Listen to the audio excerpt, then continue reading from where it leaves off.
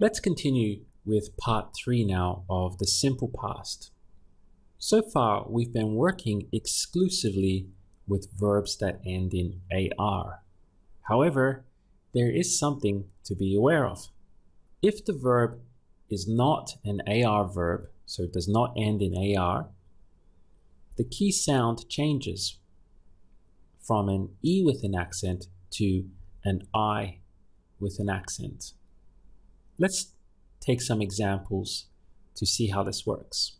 So we have a verb here, comer, which is to eat. And you can clearly see comer is not an AR verb. It ends in ER.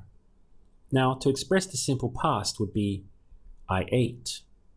So we take comer, ending in ER, and we get rid of that ending, that ER ending. But instead of replacing it with an E, we replace it with an I. The I also has an accent over the top. So we get comi. So comi would represent I ate. This is a very important distinction that we need to make in the simple past between verbs that end in AR and verbs that do not. If it ends in AR, we go to the E sound, for example, hablé.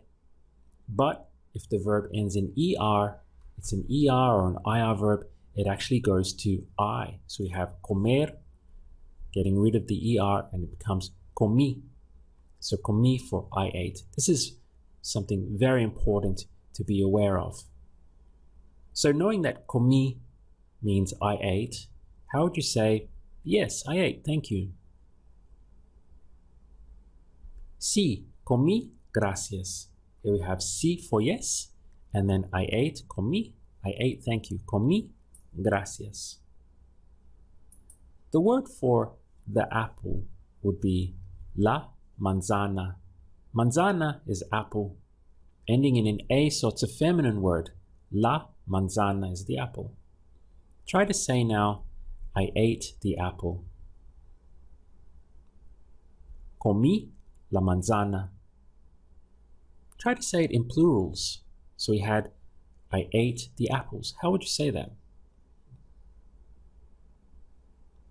Comí las manzanas. So we simply added our S from la manzana to las manzanas. I ate the apples. Comí las manzanas. Let's try with another verb. Here we have salir, which is to go out. Let's correct this. To go out, salir. Now, it's ending in IR, so it's not an AR verb. And the same thing applies that we went through with comer. So, to express I went out, which would be the simple past, we would take salir, get rid of the ending, the IR, and we replace it with an I, because it's not an AR verb. So we get salí. Salí would mean I went out. So as you can see, there's a very important distinction and a very important sound difference in the simple past between AR verbs and a verb that is not AR. Let's go through some more examples to try and illustrate this even further. We have here recibir, which is to receive. So we would cross off this IR and it would become recibí, ending with the I with an accent. If we take, say, vender, again, we would get rid of this ER and replace it with an I. So how would you say, vender is obviously to sell. So we want to express now the simple past, which would be I sold. So vender would go to what? Vendí. Here we have romper, which is to break. So how would you say I broke? Rompí. Prometer is to promise. How would you say I promised? Prometí.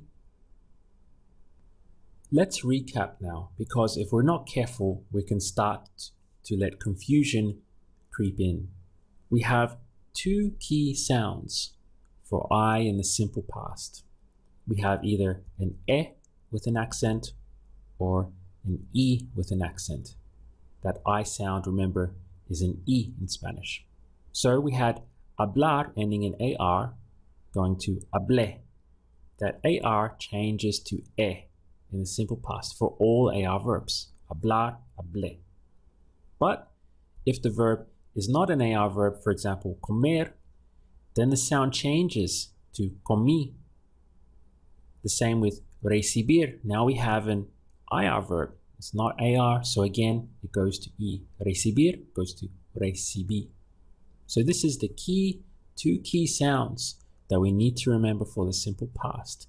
We have E or E. For example, hablar, hablé, but comer, comí, recibir, recibí. It's very important that you remember that distinction.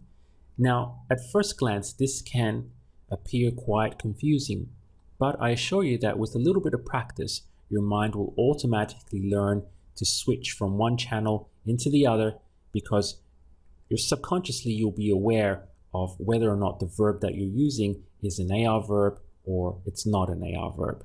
You just have to trust me on that, and as we go through the videos, you'll start to feel that happening automatically within your mind.